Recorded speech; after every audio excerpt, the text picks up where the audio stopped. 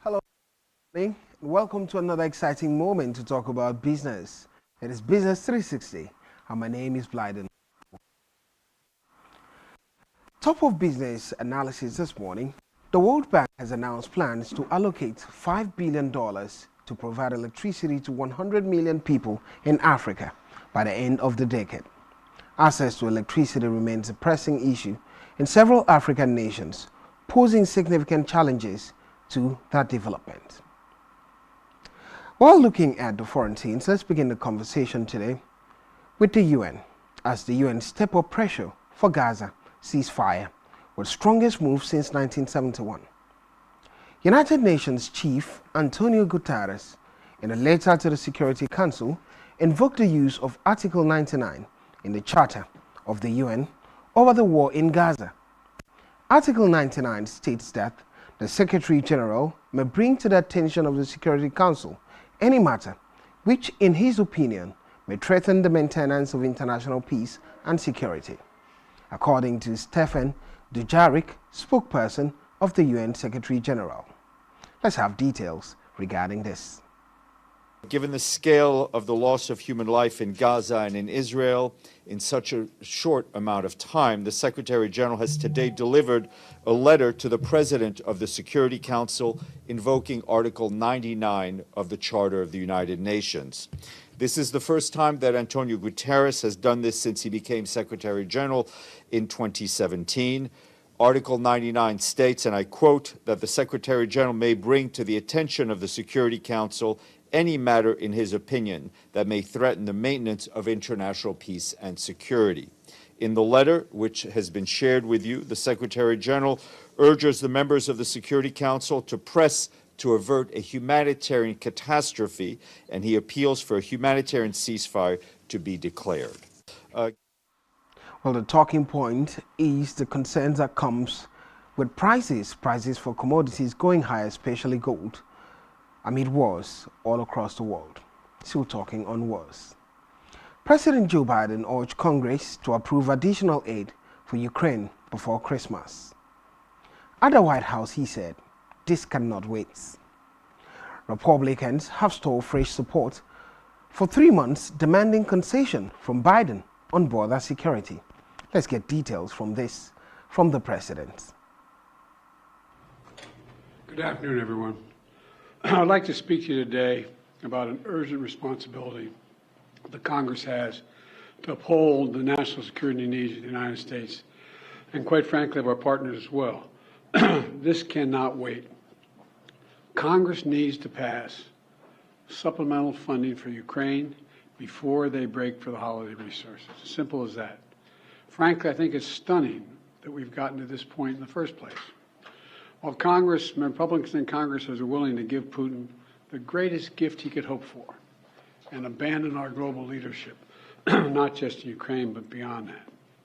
We've all seen the brutality that Putin has inflicted on Ukraine, invading another country, trying to subjugate his neighbors to his iron rule, committing atrocities against Ukrainian civilians, trying to plunge them into the cold and darkness of winter by bombing their electrical grid so they don't have any heat during the winter, or electricity for that matter, kidnapping thousands of Ukrainian children from their parents and families and keeping them in Russia.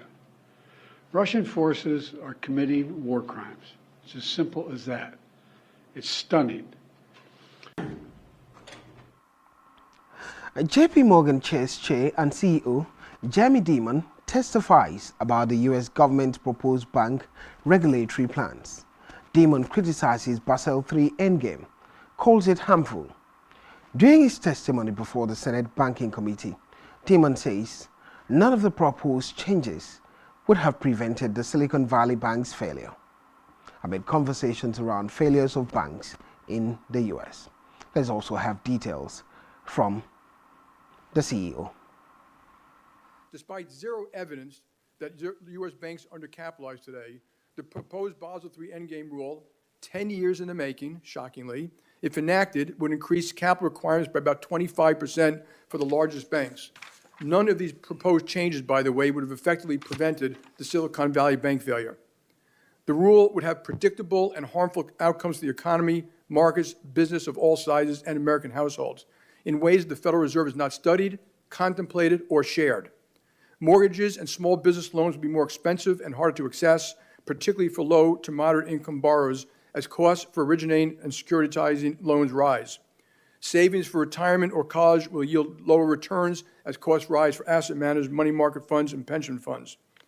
Government infrastructure projects will become more expensive as capital requirements for market activities will more than double, translating to higher costs to build hospitals, bridges, and roads. From beverage companies that need to manage aluminum costs.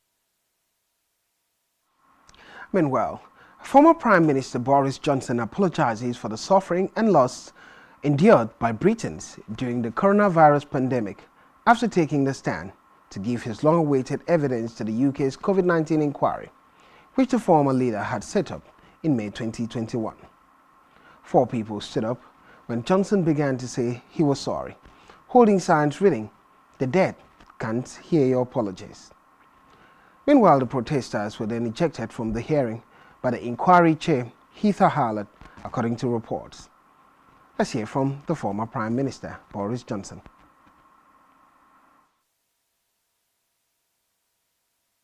And I am deeply sorry for the pain and the loss and the suffering of those victims and their families.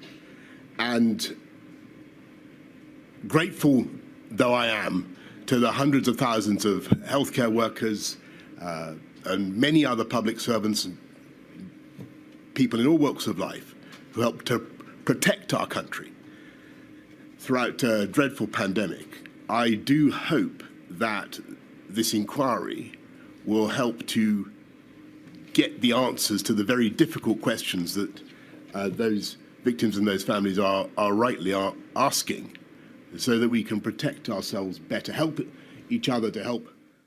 Meanwhile, the Bank of England is reviewing how artificial intelligence, AI, and machine learning is being used in financial services, as Governor Andrew Bailey admitted the technology must be embraced with our eyes open. The bank's Financial Policy Committee, FPC, revealed it is looking more closely into whether the wider adoption of AI poses risks to financial stability in the UK. Let's also have details of this. About AI as in at rapid pace. So I caveat what I say by the fact that I think all of us have all of us are learning at sort of at speed on this subject, and so views can change.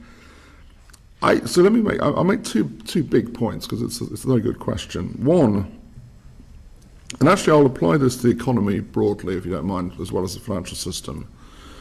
I mean, I think we obviously have to go into AI with our eyes open, and I'll come back to that in a second point.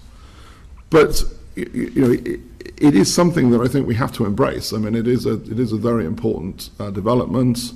It has, I think, quite profound implications potentially for economic growth, for productivity, and for how economies are shaped going forwards. So it's something we have to embrace in that sense, but we have to embrace with our eyes open for all sorts of reasons. Obviously, you can cast the net much more broadly than the question.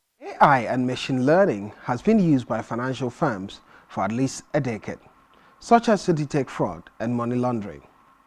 But adoption of the technology has become more widespread and its usage more varied in Africa. A victim of a mining accident in Zambia that occurred more than a week ago has been rescued. The country's Disaster Management and Mitigation Unit was able to rescue the 46-year-old man on Tuesday night in Chigola, where the landslide had happened. He has since been taken to a hospital to undergo proper treatment. Zambia, one of the world's top 10 copper producers, faces a tragic mining accident.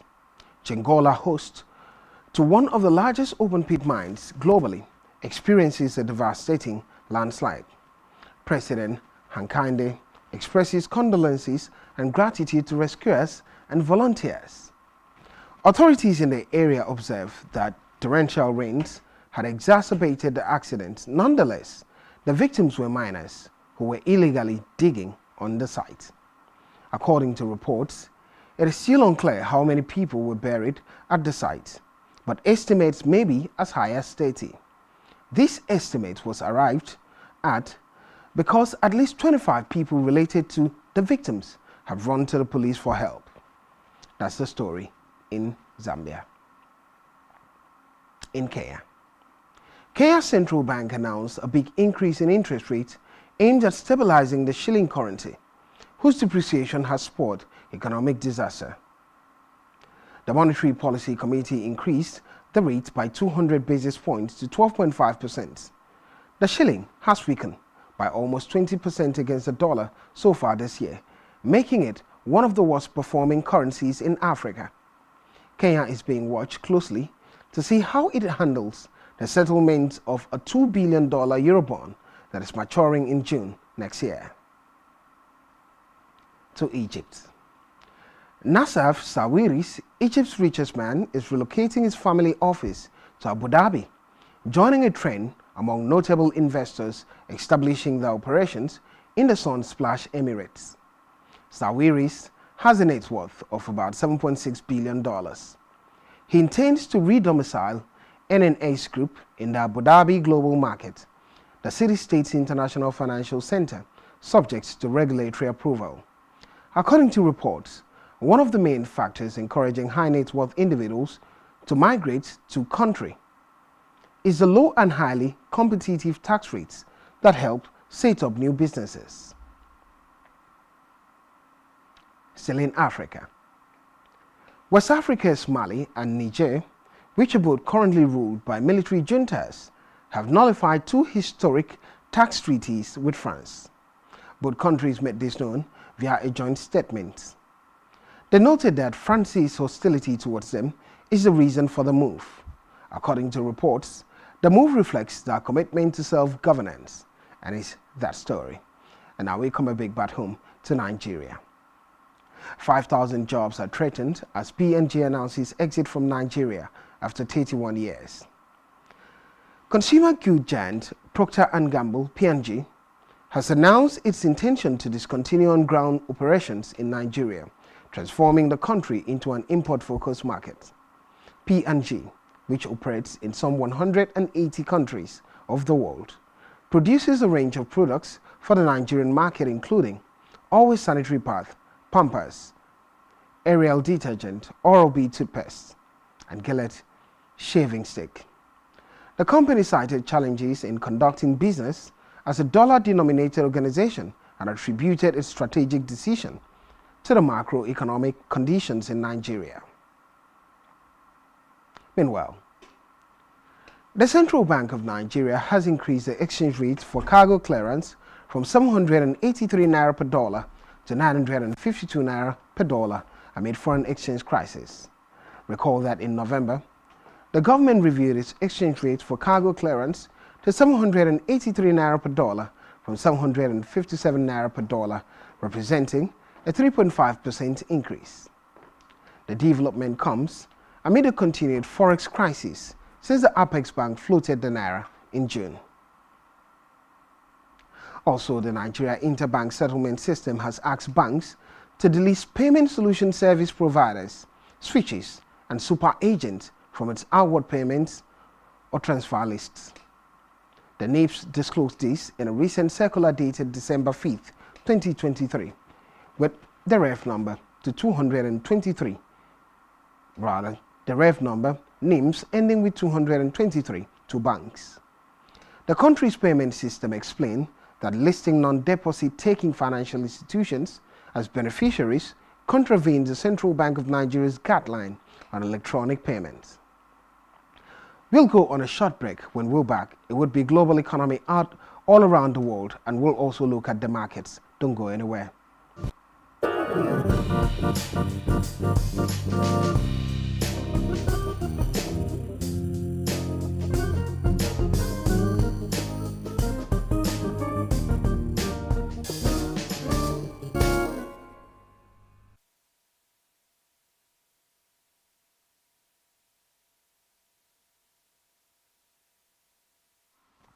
Welcome back. It is Business 360 and my name is Blyden Okem. And now to global economy, beginning with imports and exports in China. Exports from China unexpectedly grew by 0.5% year-on-year to $291.93 billion in November 2023, after a 6.4% fall in the previous month and beating market forecast of a 1.1% drop. It was the first increase in exports since April, amid signs of improvement in global trade flows. Among major trading partners, export increased to the US 7.3%, Taiwan 6.4%, while shrinking to Japan at a negative 8.3%, South Korea a negative 3.6%, Australia negative 9.1%, Asian Community negative 7.1%, and the EU at a negative 14.5%. Considering the first 11 months of the year, exports dropped 5.2% year-on-year to $3.08 trillion, according to the General Administration of Customs. In Africa, the annual inflation rate in Namibia eased to 5.7% in November 2023, down from a 5-month high of 6% in the prior month, mainly on account of transportation prices and clothing as well as footwear in October. There was also a slight slowdown in prices of food and non-alcoholic beverages, education, furnishing and household equipment, as well as miscellaneous goods and services. On a monthly basis, consumer prices rose by 0.3% in November, slowing from a 0.8% increase in the prior month. It would be a good time to look at the charts indicating Namibia's inflation rates. The charts this morning.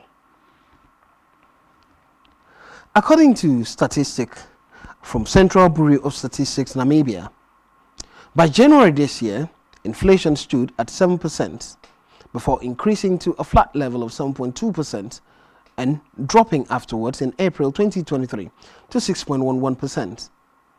A slight increase to 6.2% before falling to 4.53% in July 2023. And the increase began, indicating higher costs of commodities and weakness in the currency. It went up to 6% before currently dropping to 5.7% in Namibia. It would be a good time to look at the energy markets, the commodities now, beginning with energy markets. Oil hovers near 5-month lows. WTI crude futures rose towards $70 per barrel today, in a likely technical rebound, but remained close to the lowest level since late June, after falling for 5 straight sessions amid robust global supplies and softening demand. Official data showed that U.S. gasoline inventories jumped by 5.4 million barrels last week, the biggest increase in 9 weeks and much higher than forecast of 1 million barrels, indicating weaker demand. Adding to woes, BAE data showed U.S. crude exports were near a record 6 million barrels a day in October, with flows to Europe and Asia showing a steady increase. Meanwhile, OPEC pumped 27.81 million barrels per day in November, down by 90,000 from October, according to reports. And Saudi Arabia kept the output close to 9 million, while output from Iran increased. Last week, OPEC Plus members announced additional cuts of 2.2 million barrels, but more than 1.3 million were extensions of voluntary reduction by Saudi Arabia and Russia. And now to the market, the energy market first, and afterwards we'll look at the metal market and the agricultural commodities, the energy market. A price for the energy commodities indicates that U.S. crude, the West Texas Intermediate crude, has a price level of $69 per barrel, upward by 0.58%.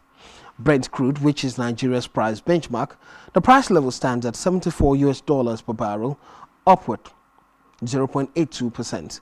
Natural gas falling slightly, gasoline little here, little there, and coal gaining 6.3 points. Now to the metals. The price of gold in the market, silver.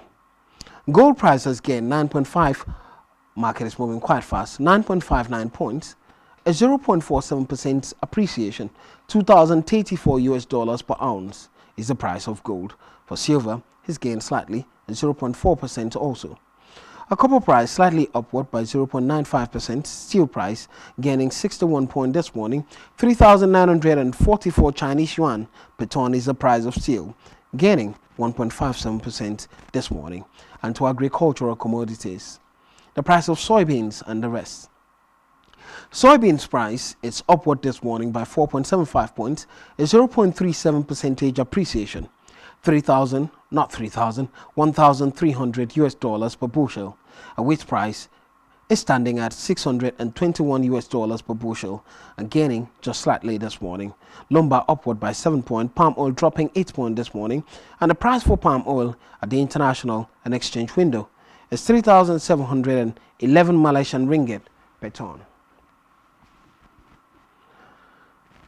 Looking at the forex market, the stronger Australian dollar will be the conversation.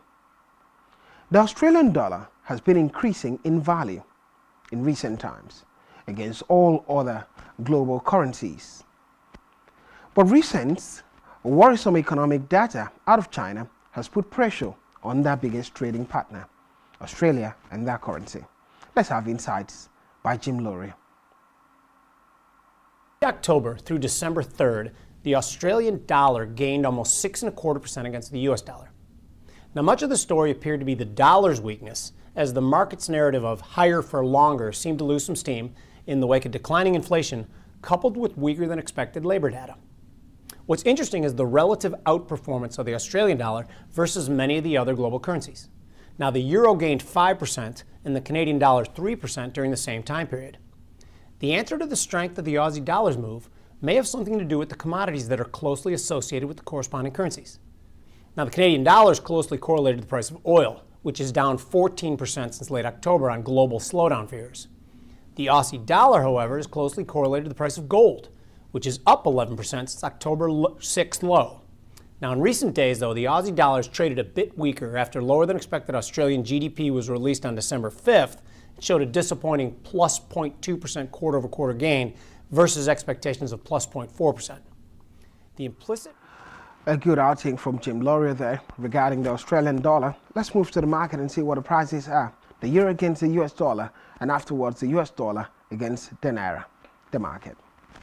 Market analysis indicates price level based on price action at 1.07 point mark for the euro against the US dollar, and the pounds gaining just slightly, but the volatility level of the market quite low at 1.25 point mark. Let's look at the state of naira against the majors, the US dollar against the naira.